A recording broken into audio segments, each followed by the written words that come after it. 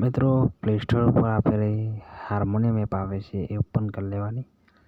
Play store પર તમે harmonium લખશો એટલે આવી જશે. અને મિત્રો આજે ભજન વગાડું છું. અને મિત્રો આજે ભજન તમને વગાડીને બતાવો. અને મિત્રો તમને નમ્ર વિનંતી છે કે આ ભજન તમને ગમે તો લાઈક અને શેર કરજો. અને જય રામ આપીને જરૂર લખજો. જય રામ.